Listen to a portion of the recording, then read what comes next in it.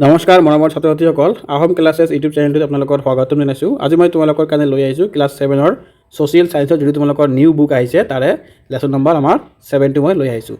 প্ৰথমত চোৱা তোমালোকে অনুশীলনী 1 আৰু পৃষ্ঠা নম্বৰ দি আছে আমাৰ 58। ইয়াত চোৱা 1 নম্বৰত কি দি আছে তলৰ প্ৰশ্নবোৰৰ উত্তৰ দিয়া। ক নম্বৰত যেনেকুৱা দি আছে কাশ্মীৰত শাসন কৰা আটাইতকৈ শক্তিশালী ৰজাজন কোন আছিল? ইয়াৰ উত্তৰটো কি হ'ব আমাৰ জৈন উল আবিদিন। খ নম্বৰত কি দি আছে কোনজন মোগল সম্ৰাটে কাশ্মীৰখন মোগল সাম্ৰাজ্য অধীনলৈ আনিছিল?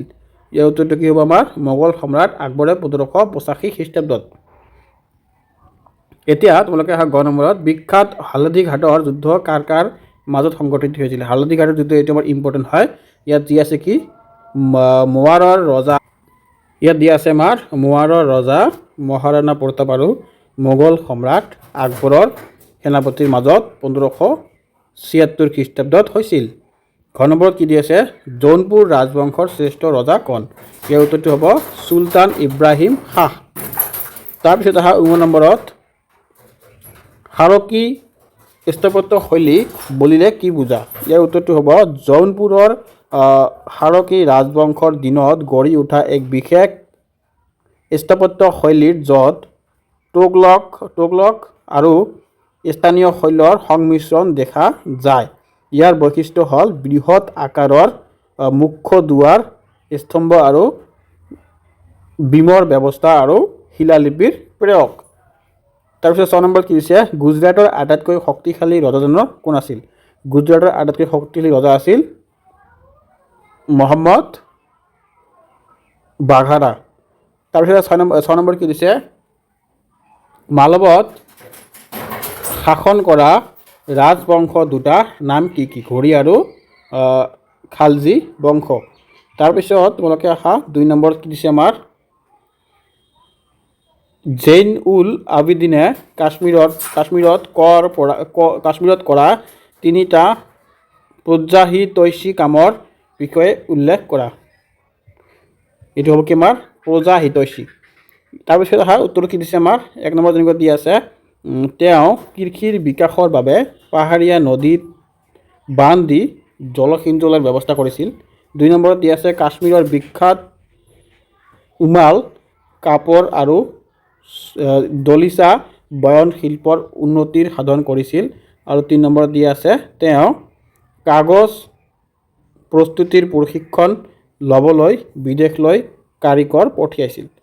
এতিয়া আহা 3 নম্বৰত গুজৰাট ৰাজ্যখন অৰ্থনৈতিকভাৱে কিয় সবল আছিল? ইয়াৰ উত্তৰটো হ'ব কি আমাৰ উন্নত মানৰ হস্তশিল্প, সুচল সামুদ্ৰিক বন্দৰ আৰু পলসুৱা ভূমিৰ বাবে গুজৰাটৰ অৰ্থনৈতিকভাৱে সবল আছিল। বিশেষকৈ সাগৰীয় বাণিজ্যৰ ক্ষেত্ৰত গুজৰাট বহুতো আগবঢ়া আছিল। এতিয়া তোমালোকে আহা অনুশীলনী আমাৰ কিমান আছে অনুশীলনী 2 পৃষ্ঠা নম্বৰ 71। ইয়াত চোৱা ক নম্বৰ কি দিছে বিজয়নগৰ সাম্ৰাজ্য ভাৰতৰ কোন প্ৰান্তত অৱস্থিত? ইয়াৰ উত্তৰটো হ'ব কি আমাৰ দক্ষিণ প্ৰান্তত। ইয়াত চোৱা কি দিছে তুংগভদ্ৰ নদীৰ পাৰত। ক নম্বৰ কি দিছে বিজয়নগৰ সাম্ৰাজ্যত শাসন কৰা ৰাজবংশটো কোন আছিল? ইয়াত শাসন কৰা ৰাজবংশটো আছিল সংগম, চালুভা, তুলুভা আৰু আৰবিডু বংশ। তাৰপিছত তোমালোকে গ নম্বৰত আমুক্ত মাল্যদা কোনে ৰচনা কৰিছিল? ইয়াৰ হ'ব কিমাৰ বিজয়নগৰৰ শ্ৰেষ্ঠ ৰজা কৃষ্ণদেৱৰায়ে। তাৰপিছত আহা ঘ নম্বৰত হাজৰা ৰামস্বামী মন্দিৰ ক'ত অৱস্থিত? এইটো হ'ব কি আমাৰ কৰ্ণাটকৰ হাম্পিত অৱস্থিত। 9 নম্বৰ কি দিছে গুলবৰ্গা কোনখন ৰাজ্যৰ ৰাজধানী আছিল? এইটো হ'ব কি বাহমনি ৰাজ্যৰ। 2 নম্বৰ প্ৰশ্ন কি দিছে আমাৰ কৃষ্ণদেৱৰায়ৰ ৰাজত্বকালত কেনেদৰে বিজয়নগৰ সাম্ৰাজ্য উন্নতি শিখৰত উপনীত হৈছিল? ইয়াৰ উত্তৰটো কি দিছে আমাৰ কৃষ্ণদেৱৰায়ে দক্ষ প্ৰশাসনেৰে সাম্ৰাজ্যত শান্তি বৰ্তাই ৰাখিছিল। তেওঁ কৃষিৰ বাবে নতুন ভূমি মুকলি কৰিছিল আৰু জলসিঞ্চনৰ ব্যৱস্থা কৰিছিল।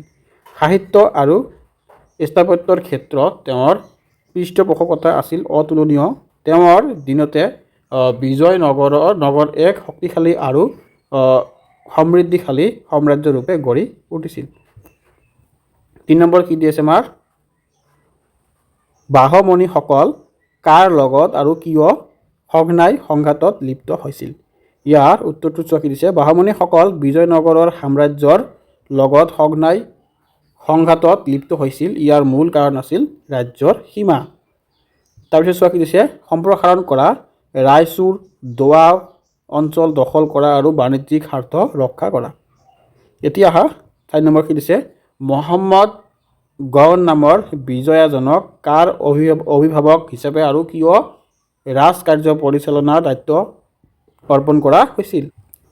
ইয়াৰ উত্তৰটো চোৱা কি দিছে, মহম্মদ গৌৰক বাহমণি চুলতান তৃতীয় মহম্মদ শ্বাহৰ অভিভাৱক হিচাপে নিযুক্তি দিয়া হৈছিল, কাৰণ চুলতান মহম্মদ শ্বাহ মাত্ৰ 9 বছৰ বয়সতে সিংহাসনত বহিছিল আৰু ইমান কম বয়সত তেওঁৰ পক্ষে ৰাজকাৰ্য চলোৱাটো সম্ভৱ নাছিল। এতিয়া আহা তোমালোকে অনুশীলনী 3 আৰু পৃষ্ঠা নম্বৰ কিমান আছে চোৱা তোমালোকে 73 মানে 63। ইয়াত ক নম্বৰ কি দিছে, বংগলৈ কোন কোন দেশৰ ভ্ৰমণকাৰী আহিছিল? ইয়াৰ উত্তৰটো চোৱা, বংগলৈ ইউৰোপীয় আৰু চীনৰ ভ্ৰমণকাৰীসকল আহিছিল। খ নম্বৰ দিছে কি, কোনটো ৰাজবংশৰ দিনত পৰ্তুগীজসকলে বংগত কাৰখানা স্থাপন কৰিছিল? এটি কি হ'ব আমাৰ হুছেইন শাহী ৰাজবংশৰ দিনত। গ নম্বৰ কি দিছে, উৰিষ্যাৰ শক্তিশালী ৰাজবংশটো কি আছিল? উৰিষ্যাৰ শক্তিশালী ৰাজবংশটো আছিল গজপতি ৰাজবংশ। তাৰপিছত ঘ নম্বৰত কি দি আছে, উৰিষ্যাৰ কোনখন ঠাই মধ্যযুগৰ ধৰ্ম আৰু সাংস্কৃতিৰ কেন্দ্ৰস্থল আছিল? এটি হ'ব আমাৰ কি পুৰী জগন্নাথ মন্দিৰৰ বাবে। উ নম্বৰত কি দিছে, কমল খান গখৰৰ কোন আছিল? উত্তৰ দি আছে গখৰ জনজাতিৰ মুখিয়াল আছিল, যাক মোগল সম্ৰাট আকবৰে নিজৰ মঞ্চপদ পাতিছিল। তাৰপিছত আহা 2 নম্বৰত, উৰিষ্যাৰ ৰাজ্যৰ পতন কিয় হৈছিল? কি ঘটিছিল? চুবুৰীয়া ৰাজ্যবোৰৰ লগত সঘনাই হোৱা যুদ্ধ বিগ্ৰহৰ ফলত উৰিষ্যাৰ গজপতি ৰাজবংশ দুৰ্বল হৈ পৰিছিল আৰু শেষত ইয়াৰ পতন ঘটিছিল। এতিয়া 3 নম্বৰত চোৱা কি দিছে, জাট আৰু গড্ডীসকল কোন আছিল? তেওঁলোকে কিয় এঠাইৰ পৰা আন ঠাইলৈ ঘূৰি ফুৰিছিল? ইয়াৰ উত্তৰটো চোৱা কি দিছে আমাৰ, জাট আৰু গড্ডীসকল ভাৰতৰ মৰুভূমি অঞ্চলত অঘৰী জনজাতি আছিল। তেওঁলোকে মূলত পশুপালনৰ ওপৰত নিৰ্ভৰ কৰিছিল, সেয়ে পশুৰ খাদ্য বা চৰণীয়া পথাৰৰ সন্ধানত এঠাইৰ পৰা আন ঠাইলৈ ঘূৰি ফুৰিছিল। এতিয়া তোমালোকে 4 নম্বৰ কি দিছে, মধ্যযুগত ভাৰতত বাস কৰা আৰবী জাতিকেইটাৰ নাম লিখা। তেওঁলোকৰ প্ৰধান জীৱিকা কি আছিল? ইয়াৰ আমাৰ উত্তৰটো চোৱা কি দিছে, কেইটামান আৰবী জাতি হ'ল যেনেকুৱা জাট, গড্ডী, বাঞ্জাৰা আৰু গুজৰসকল। তেওঁলোকৰ প্ৰধান জীৱিকা আছিল চিকাৰ আৰু পশুপালন। ইয়াৰ উপৰি বঞ্জাৰাসকলে বেহা বেপাৰো কৰিছিল। ছাত্ৰ-ছাত্ৰীসকল, তোমালোকে ভিডিঅ'টো চাই বহুতখিনি উপকাৰ হৈছে চাগে তোমালোকৰ। এতিয়া তোমালোকে যদি এই পাৰ্টটোৰে বা এই চেপ্টাৰটোৰে বা এই কিতাপটোৰ আৰু তোমালোকে ভিডিঅ' বিচৰা বা ভালকৈ বুজি পোৱা নাই কিবা তোমালোকৰ অসুবিধা আছে, তেনেহ'লে তোমালোকে মোক কমেণ্টত জনাবা আৰু লগতে ছাবস্ক্ৰাইব কৰি ৰাখি দিয়া। বাকীবিলাক ছাবজেক্টৰ ভিডিঅ' তোমালোকে পাই থাকিবা। চ' ধন্যবাদ, আজিৰ ভিডিঅ'টো ইয়াতে শেষ কৰিলোঁ।